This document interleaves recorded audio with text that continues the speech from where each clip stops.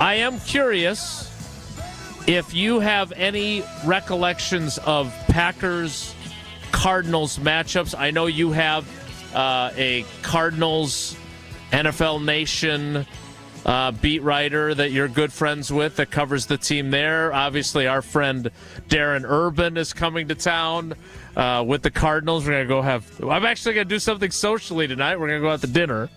But when you think back, we were doing a walk down memory lane with these games. And I know you were at all these too, whether it was the Mike McCarthy gets fired game, whether it's the Jeff Janis game at the end of that game in the playoffs. Is it the 2009 playoff game that sticks out the most for you of all the Packers-Cardinals games that were surprisingly interesting? Yeah, what was it, 51-45, something like that? Yeah, nailed it. Yeah, right? Yes, sir. Although I do remember the game, although I still to this day don't know that I've gotten a great look at that play because it was like 180 yards away from where we were in the press box. I literally turned to Pete Doherty and I go, what just happened after the Cardinals won the game? Yeah, I mean, like, I still think the probably single image that I have, it seems like all the memories are from down there. The single lasting image I have is Larry Fitzgerald in overtime, taking that little short catch and run and getting down to the whatever yard line and thinking, wow, it's just like all that work to come back in that playoff game with all those crazy plays and guys getting hurt and Jeff Janis, and then it was over in an instant. Demarius Randall will do that to you. Yes, he will. So, Rob, even more so than that foggy, snowy, cloudy day where the terrible Cardinals came in and got Mike McCarthy. It was Mike McCarthy's last game as a Packer head coach. Yeah, I mean, there was nothing remarkable about the game, Tausch. Like, that's the thing. The night was obviously crazy, but I mean, the game was so unremarkable. Did Mason miss a field goal late or something? He did. The only thing I can even think of is that he missed a field goal late, and it sort of reminded me of what Aaron said on McAfee. Probably the only thing that he said that was sensical in his interview on Tuesday, where he said, "Look, if I would have played better in the game, in London, Robert probably wouldn't have gotten fired. If Mason Crosby makes that kick, Mike probably doesn't get fired. I mean, maybe he gets fired at the end of the year, but which I think not that he would have been okay with, but in talking to Mike shortly after and even in the years since, like, I don't think he was necessarily like surprised that he was going to get let go, just that it happened that night and the way it did. So, I guess, Tausch, that's the only thing I can remember about that game was Mason. Yeah. All right, let's fast forward to today and the world we live in currently. And what has this week been like? Do it for you as you've Rob, covered he won't this? He won't bring up the name of the wide receiver that missed all last week, was suspended because 3 people on YouTube said, "Stop talking about Romeo Doubs." This is can you, from your perspective, Jason's done it a little bit longer than you, but not much. By 1 year. You guys are 1 season. You guys are 50-some years into this. Has there ever been something like this happen to a Packers team with a player of his magnitude? Has this ever happened in your tenure? Not like at this point in the season. We've had training camp holdouts. I mean, Freeman held out once. Dorsey Levens held out. Did Mike McKenzie? Maybe Mike McKenzie. I don't know if that was Was that during the season though? That might have actually been. Did he got hurt? Games? I think he got hurt, quote unquote. Yes, he liked Devontae Adams' hamstring. Yeah, right. Hold in. But no, Tausch, and first of all, who on YouTube says we can't? Is this that we can't mention his name? I'm that I missed. I think Judy. I think there was a Judy, maybe. I don't know. You'd have to ask Jason. I don't. Look, here's the thing. Let me just clarify. I think it's important to talk about. I was going to talk about it with you. Was I steering a little bit into the skid with the joke? Yes. My issue is people are sick of this story. The problem, Rob, for both of us, is that again, didn't address the team, hasn't spoken publicly to the media. There are players in that locker room who, were very worried about him because no one in the NFL just doesn't show up for work without at least calling and saying, hey, screw you guys. I don't like my role. I'm not coming into work today. That's what I was channeling. It's just so bizarre that neither of us who've done this as long as we have dealt with it. And the question that you and I think need to ask, one of us, is he going to play on Sunday? Yeah. Absolutely. It's a great question. My suspicion is that he will, and my suspicion is that Christian Watson won't. Just with the ankle injury. I mean, Christian didn't do team on Wednesday. But here's the thing that surprised me. I mean, there's been a lot of surprises along the way, from, Bill's story on Friday night to the suspension on Saturday to him, really not, talking at all on Wednesday when, the natural thing would have been to address it right away. There's been, from his camp, whether it's him, his agent, who has not returned any messages, not just to me, but he hasn't returned messages to anybody. And that includes the national people. There's been no damage control done on Romeo Doubs' side, which that to me might be the craziest thing in this whole deal, is that, dude, control the narrative. Like, that's professional sports, right? Like, athletes and teams want to control the narrative, and Romeo Doubs hasn't done that, and no one on his Why hasn't he, Rob? Why hasn't he? It's a great question, Tauscher. Maybe it's because he's still pissed. I don't know. Maybe fairly that's certain that's what it is. He's not. He's back, but he's back reluctantly. That could be it. So, but and look, I don't want to joke because maybe he's got a mental health situation, which I totally could be understandable. But if it was a mental health situation, there's no way, knowing Brian Gutekunst like we do, there's no way that his statement would have been as strong as it was in terms of him not, being doing the right thing if there was a mental health issue. There's just no way that they would have come out with a statement that strong. So if Christian Watson is healthy, I don't know how that factors in. Like, they played with 4 wide receivers last week, right? If they don't play Doubs and they don't play Watson because of his ankle injury, which I think you're going to be proven right again with I think he's going to go out there before the game and do a really hard workout. Christian Watson's going to, and then he won't play because you're on top of that theory. Jair was working as hard as anybody before the game on Sunday in L.A., by the way. So that gives you hope that he plays. Yes. Yeah, I think Jair will play this week. But, yeah, I would agree with you. My suspicion is that Watson doesn't play. I still think Doubs is going to play. I don't have any facts to support that. It's just a gut feeling. I mean, right, he's not on the injury report, right? Is that right? Correct. And I don't know what you'd put him on the injury report with, but if he's not going to play, I guess he could be a healthy scratch, I suppose. I mean, it seems like you don't see that very much with star players anymore.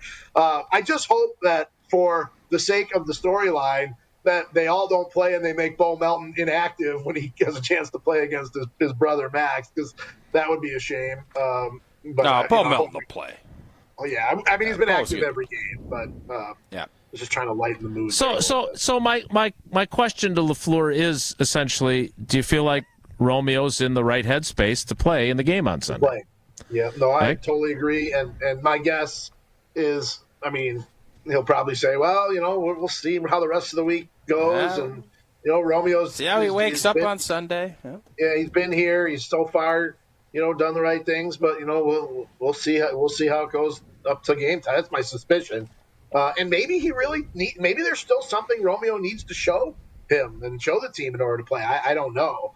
That's the crazy thing about this situation is that, here we are, I guess it's a week later, right? And more than a week, and we still really don't know, exactly. No one's really said anything. No one's explained anything. And that is a part of it that I guess makes you wonder, maybe you're right. Maybe Jason, until you brought it up, I hadn't really considered that he wouldn't play, but maybe he won't.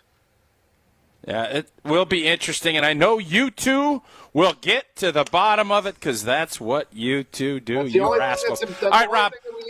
Today. That's the sole. Yep, that's all we need from you guys. So Jair's going to play, correct? You feel good about Jair playing? I do, yeah. And you have now jumped on what I thought when Wilde said it wasn't his bold-a-thon move, which he should have said, but the Xavier McKinney train. everybody's on it. You're now, I think your article, and correct me if I'm wrong, because I read you all the time, Rob. I don't miss you. Oh, somebody does. Xavier McKinney, Reggie White, Charles Woodson, Julius Peppers, No, not LeBron James. All right, so those are the to me those are the the top of the top free agents. But boy, I'll tell you what, I mean, now I will say we thought Zadarius Smith his first year belonged in that conversation too. So you got to be careful. But I mean, really, Tausch, who else belongs on that Mount Rushmore of free agents that the Packers have signed more than? I mean, obviously it's only 5 games, and he's not going to get 17 picks. Let's just say that. Let's get that over with. He's not going to get a pick every game. Of course, I said that last week too, I think. But right now, if you look at free agency, I know there were years where people obviously were so mad that they didn't sign any free agency. So it's not like it's a gigantic group, but that's true. Xavier McKinney, man, I don't know that I can see. I wasn't here when Reggie first got here. I obviously saw what Reggie did towards the end of his time here. But I mean, who else has made this kind of an impact that they brought in as a high-priced free agent? Most of the time, those guys fizzle out. And maybe X will. Maybe he'll have a really good year, finish with 9 or 10 picks, and then, next year he doesn't play that great. And then the third year when he's got a huge March roster bonus, they let him go. I don't know. But, I mean, right now it's kind of fun to sit around and talk about, where is this coming from? How has he done this? And, what does it mean historically in the Packers sort of roster acquisition phase of free agency? That's just really, it's remarkable. And the other thing, too, I think about it is, and you think about all those guys, they were all, I don't want to say big personalities because that comes off as a negative connotation. I don't mean it that way at all. But they were leaders. Presence. They were well respected. And Xavier is exactly that. And then Julius was a little bit more understated in the way he did it, but I don't know that I saw many players come in with more credibility and with more respect of other people in the locker room than Julius Peppers. He's one of my all-time most interesting, favorite guys to talk to, even though he didn't love to talk to us. But I'll never forget the game in Carolina when Aaron came back after the collarbone in 2018 and Peppers had gone back to Carolina to finish up. And he had that, I don't know if it was a sack, but he had a chance to really level Rodgers in that game, his first game back from the collarbone. And he kind of cushioned the blow a little bit. And I ran into Peppers in the concourse at the Bank of America Stadium on my way back up to the press box. And he stopped and talked. And I said, did you kind of take it easy on A-Rod there? And he goes, I didn't want to hurt him. He's like, poor guy, just come back. And to me, those are guys that have things that are special. And from what we know of Xavier McKinney, it's only been, 7 months since he got here. He has that special quality of respect, leadership, play on the field, all that stuff that you would want out of a big-time free agent. So, Rob, would you say that McKinney in 5 games is already more impactful than Julius Peppers? I mean, I would have to look back at how Pep started his first 5 games, but to me, his impact was across the board. Oh, no, Mount Rushmore. You brought up Mount Rushmore, not me. Right. Well, who else? Okay, Tauscher, who else is there then? I mean, who are you? I don't know. Reggie. I mean, Reggie's there. Charles is there. Adrian Clem. Oh, man. Matt O'Dwyer. Who didn't even win the job at training camp. Yeah, Jeff Saturday. He was a Pro Bowler when he was here. After he got benched, yeah. In case you were wondering, Julius Peppers in his first 5 games with the Green Bay Packers, he did have in his 5th game that interception that he returned for a touchdown. Oh, yeah. Remember that? He only had 1.5 sacks, 7 quarterback hits, 5 tackles for loss.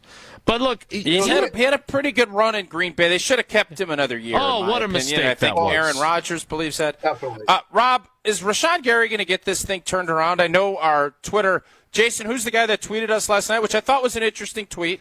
He acknowledged something, and I know Rob's back on Twitter now, about Nick Bosa and the impact he had, even though he has not had the sacks. Did you get a chance to talk to Rashawn this week, or what's the vibe about with Zach. him in the pass rush going forward? Zach. I thought the most informative thing that I've seen, Tausch, on what's going on with 𝙒𝙗𝙇𝘿 was your old buddy Mike Wall had a really good breakdown, and Mike does a pretty good job with this stuff. And he had a breakdown of why he thought Rashawn wasn't being impactful.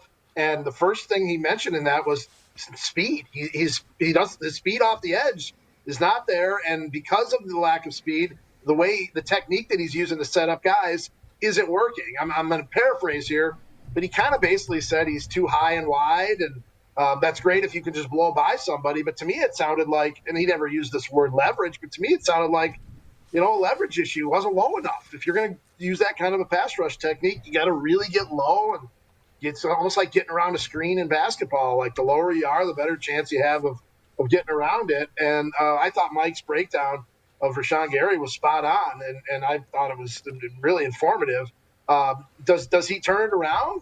I mean, you would hope so, but if he's just using I don't know what Jason 𝘼𝙗𝘼, their D-line coach, is telling them, but if he's not trying something different, if he's just going out there and trying to do the same old thing every week, then I don't know that it's going to get any better. But I mean, these guys are you would think they have enough coaches in there that if Mike Wall can see it, then I would think those guys would be able to see it too. But they've got to do something different with him. There's no question. Now, here we are, though, back, Tausch, again with a quarterback this week who, it's going to be hard to rush. He's averaging 10.7 yards per rush, I believe, Kyler Murray. Wow. I think the next best quarterback yards per rush is like in the 7 range. So, that's a huge deal in this game. And so I don't know if he's going to be able to, turn those guys loose and be able to do, give it the Will Levis. Got to keep him in that pocket. Better make him beat you from the pocket. That was the key to the game, and I'm sure that's what Jeff Hafley's looking at too.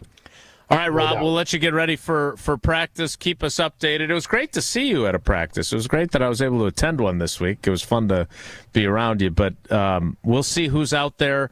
Last thing quickly, with Luke Musgrave going on IR, what do you kind of see at the tight end spot? I picked Ben Sims as my Steinhoffel sleeper of the week.